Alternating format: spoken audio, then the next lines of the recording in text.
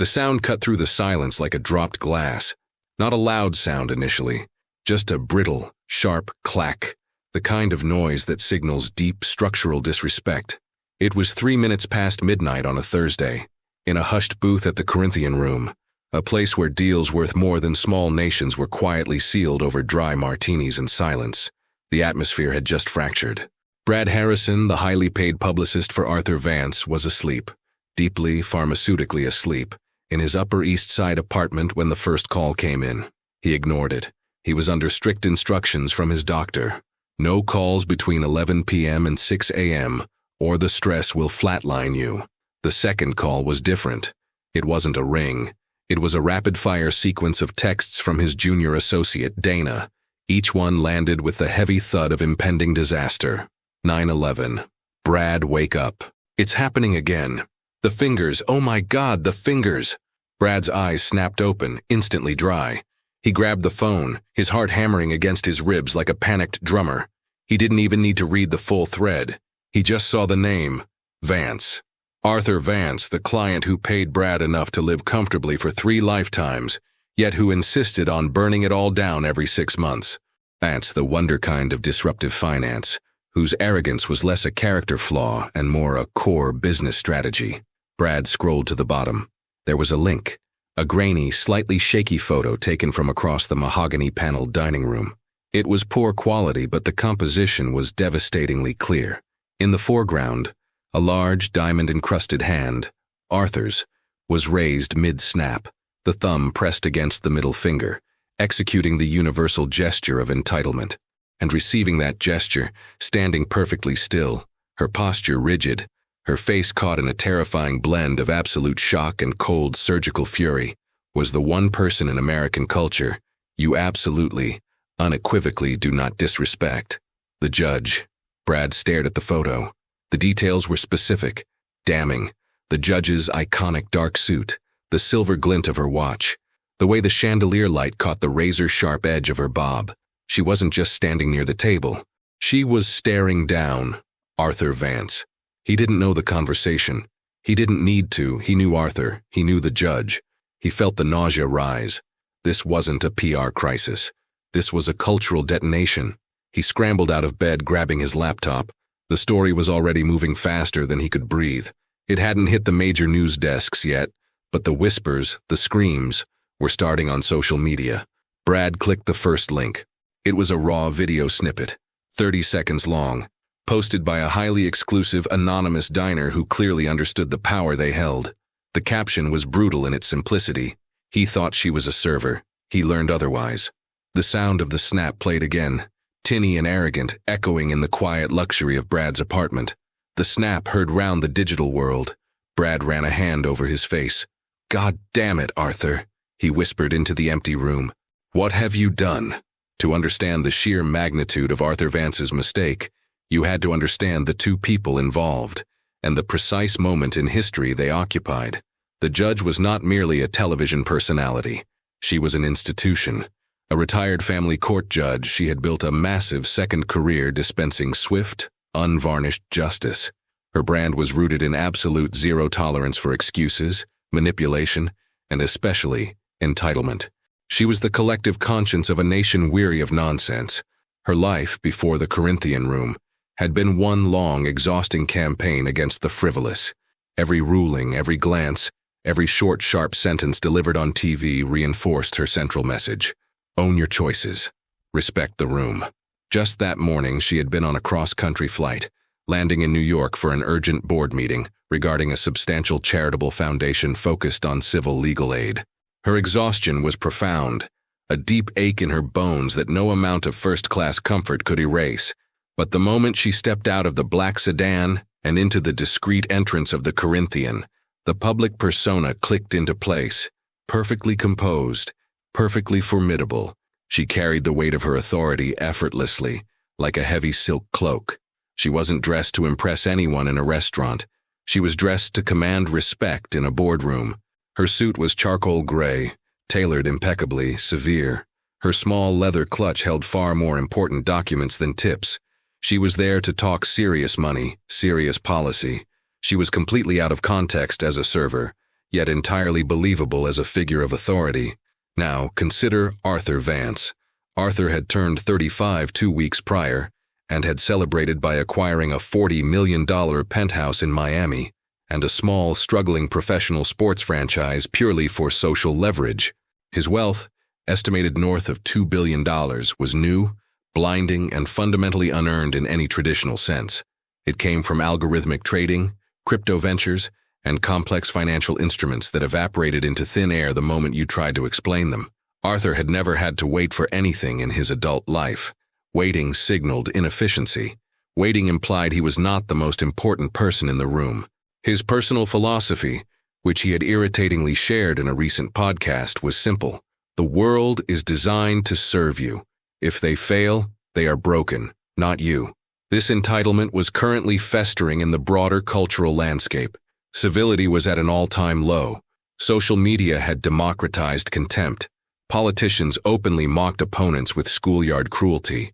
The core message of the era was transgression, breaking rules, being loud, maximizing personal gain, and treating traditional authority figures, be they judges, professors, or even high-end waiters, as obstacles to be managed or ignored. Arthur was the poster child for this new cultural contempt. He viewed all service roles as inherently subservient, all tradition as disposable, and all high-profile figures over the age of 60 as relics ripe for disruption. He was dining that night with two minor venture capitalists. They were celebrating the successful, if ethically murky, acquisition of a smaller competitor. Arthur was loud, constantly switching between 3 different phones, and demanding. He'd already sent back his $120 C-base twice because the garnish wasn't aligned correctly. His energy was manic. His suit was expensive, custom Italian, deep navy, but worn with the aggressive slouch of someone who views tailored clothing as an inconvenience. He smelled faintly of expensive cologne and digital anxiety. Arthur had spent the last hour complaining about the service.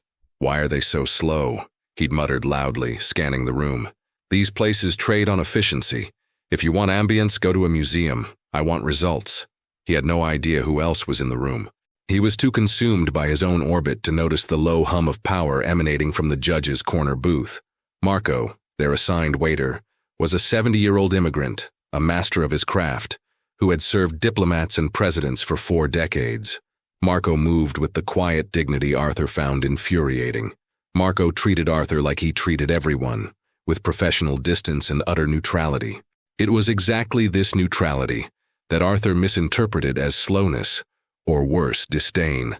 The stage was set not just for a confrontation, but for a fundamental clash between 2 irreconcilable visions of American life: the structure, rigor, and accountability demanded by the judge versus the boundless, immediate gratification sought by Arthur Vance.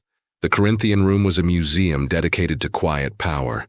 The carpet was thick, muffling all sound. The lighting was low, just enough to appreciate the deep red of the claret, but not enough to read the small print of a contract without strain. The air was heavy, warm, thick with the scent of aged leather, pipe tobacco, even though smoking was banned, and the residual decades-long aroma of very old money. The judge and her party, her chief legal counsel David, and the foundation chair Eleanor, were installed in the deepest booth, far from the central hustle. They were discussing the fine points of a major grant, their voices barely audible above the clinking of ice in their water glasses. David observed the judge. Even in repose, she was kinetic. She kept her hands folded on the table, her eyes scanning constantly. She was tired, yes, but her focus was a tangible thing, a spotlight cutting through the darkness. "Judge," Eleanor began, leaning in conspiratorially, "I know the hour is late, but we need to resolve the wording on the arbitration clause before morning." The judge nodded curtly. "Spit it out, Eleanor. Don't be precious with the language." She needed a moment. She stood up, a habit from her days on the bench, stretching her tight shoulders. She needed to walk the perimeter, to breathe. It was a subtle, almost imperceptible movement, but in the constrained space of the Corinthian, it drew attention. She walked slowly, quietly, heading toward the discreet restroom area near the service station, passing the large central table where Arthur Vance and his associates were concluding their meal. The contrast was stark. The judge moved like liquid steel. Arthur was a restless, poorly contained explosion. Arthur was furious. Marco had been momentarily pulled away to address a spill near the entrance. Arthur had been trying to summon him for at least a minute, waving his hand vaguely, then aggressively. He wanted the check. He wanted to leave. He had a 5 a.m. flight to Geneva and felt every minute ticking away, stolen by the inefficiency of the help.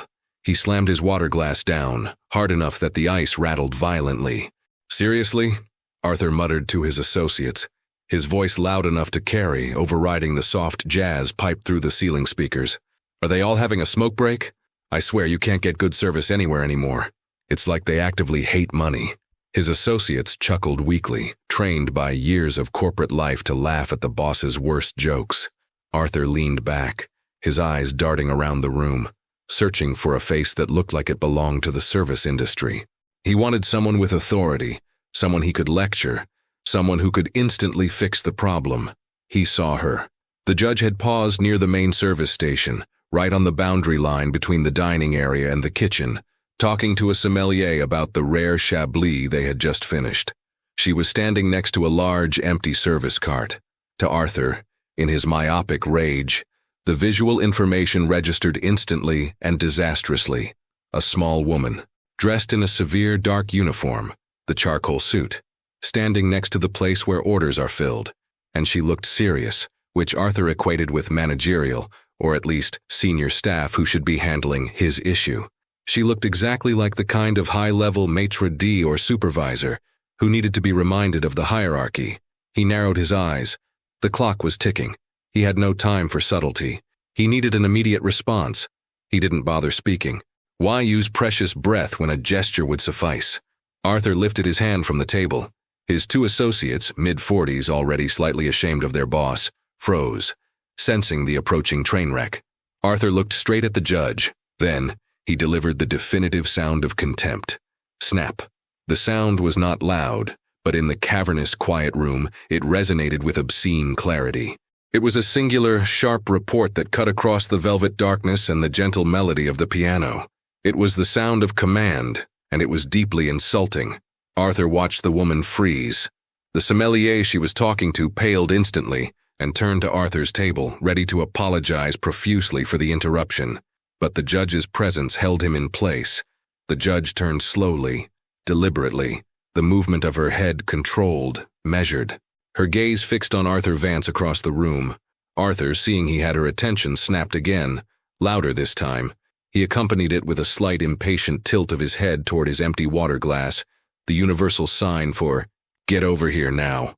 "We need the check, please," Arthur announced, drawing out the final word with a patronizing emphasis that suggested he was doing her a great favor by using manners at all. "We've been sitting here for 15 minutes. Time is money." The silence that followed was so absolute, so heavy, that the two venture capitalists sitting with Arthur stopped breathing. They knew, with a certainty that chilled their expensive blood, that they were watching something monumental unfold. They dared not move. The judge did not move either. Her face was impossible to read, a smooth, polished marble mask. She simply stood, absorbing the gesture, the tone, the entire context of Arthur's immense presumption. She took one slow, deliberate step toward Arthur's table. 2 steps. 3. She moved past the service cart, entering the light of his chandelier, her suit crisp, her demeanor lethal. Arthur smiled, a thin, tight smile of self-satisfaction. He was used to authority figures backing down to the power of his wealth. "Took you long enough," he murmured, adjusting his cufflink. "Look, I'm not paying for inefficiency. Just get us the bill and you can sort out the wait staff later. I need to be out of here in 2 minutes." He paused, expecting the standard, immediate apology. "Yes, sir. Right away, sir." What he received was silence, stretched thin like piano wire. The judge stopped directly next to his table, looking down at him. Arthur was sitting, she was standing. The angle was all wrong for him. She towered over him, not physically, but in sheer gravity. Her voice, when it finally came, was the voice millions had learned to recognize. Low, gravelly, precise. It did not carry. It penetrated. "Mr. Vance," she said. Arthur blinked. "You know my name? Good. You must be the head maitre d'. Excellent. Now the check." She did not flinch. She did not raise her voice. I know your name because I spent the last 3 hours reading about the proposed valuation of your Cayman fund, she stated, her words dropping like ice cubes into a bucket. And based on the ethical compromises your firm makes daily, I would hazard a guess that you are not accustomed to waiting for anything in your life, except perhaps the inevitable federal indictment. Arthur's smile vanished.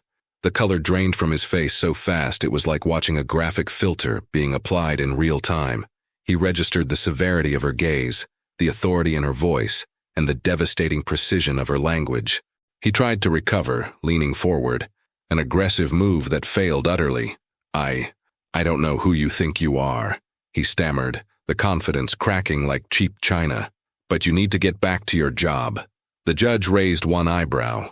It was a tiny movement, yet it felt seismic. My job, Mr. Vance, she responded.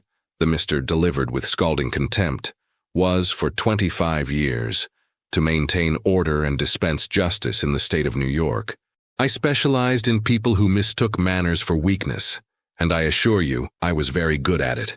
She paused, letting the statement land.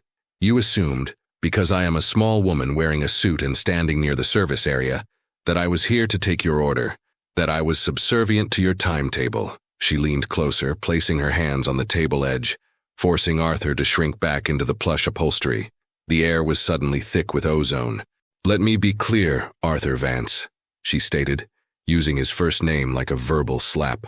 The value of your time is utterly insignificant to me. I am not your servant. I am not the waitress, the busboy, or the maitre d'. I am someone you have just committed the egregious error of insulting, not because you are rude, which is evident, but because you are too arrogant to even see the people around you. She straightened up, casting a cool glance at the two terrified venture capitalists. If you ever snap your fingers at a member of the staff in any establishment I patronize again, she concluded, her voice now a low, dangerous growl, I will ensure that every single one of your investors knows exactly how little respect you hold for accountability and basic human dignity. And I promise you, Mr. Vance, I am far more effective at financial ruin than any underpaid waiter. She did not wait for a reply. She turned her back and walked back to her booth, leaving a trail of frigid silence in her wake. Arthur Vance sat absolutely motionless, pale and sweating. He looked down at his own hand, still half raised from the aborted snap, as if it belonged to someone else. He was staring at the invisible, shattered remains of his confidence. He hadn't just insulted a famous person. He had been judged, tried, and sentenced in under 90 seconds. His associate, the one named Jeremy, finally dared to speak, his voice barely a breath. Arthur, Jeremy whispered, do you know who that was? Arthur, still unable to look up, merely nodded, the realization settling in his stomach like a lead weight. I think, Arthur replied, his voice hoarse and raw, I just got yelled at by the only person on cable television who has ever made $1 billion telling people they are stupid. The leak was instantaneous. A young apprentice sommelier, terrified by the confrontation but possessing remarkable presence of mind, had recorded the crucial 90 seconds on his phone, obscured by a wine list. He didn't know the exact person Arthur Vance was, but he knew the woman was Judge Judy, and he knew the behavior was viral gold. Within 30 minutes, the video, and the accompanying grainy photo of the finger snap, was circulating among New York's elite service industry chat groups. An hour after that, it hit Twitter. Brad Harrison, Arthur Vance's publicist, spent the 2 a.m. hour watching his client's brand equity plummet in real time. The media onslaught. The story exploded across the digital landscape, fueled by the sheer delicious irony of the situation.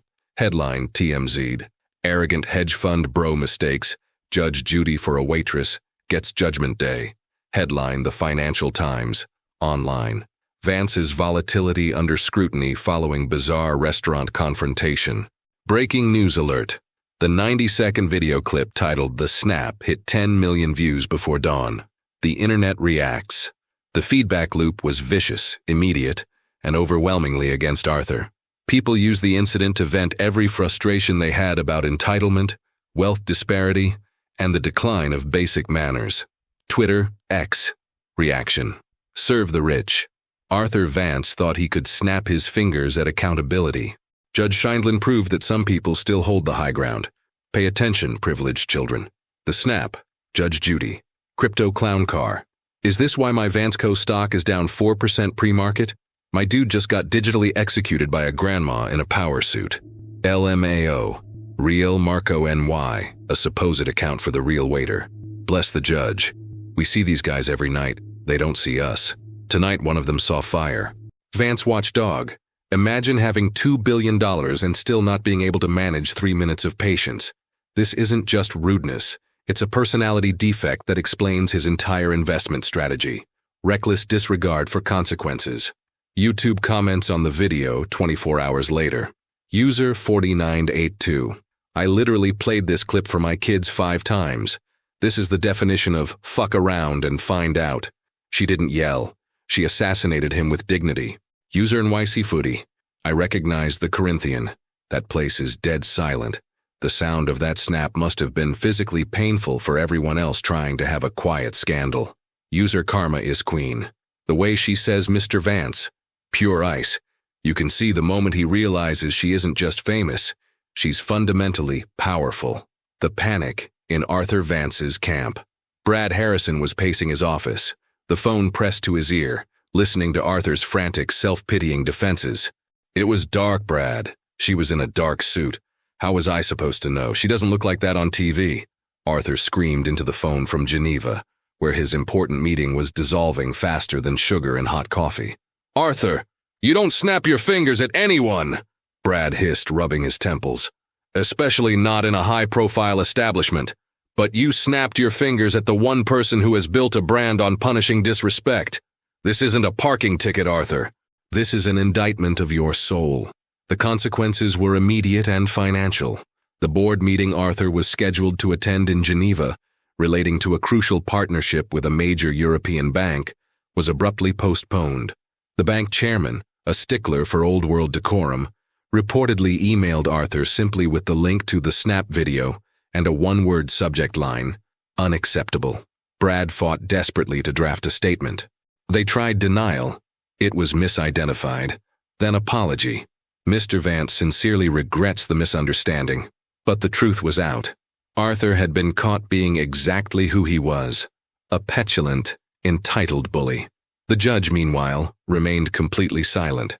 She finished her meeting, reviewed the grant wording, signed the papers, and flew out the next morning. When a reporter ambushed her at the airport asking for comment, she paused, adjusted her perfectly tailored jacket, and simply offered a single devastating quote. Entitlement, she stated, looking directly into the lens, is a self-inflicted wound. Mr. Vance has a gaping one. The quote went supernova. It was the perfect, concise summary of the entire affair, delivered with the dignified, unforgiving coldness of a final verdict.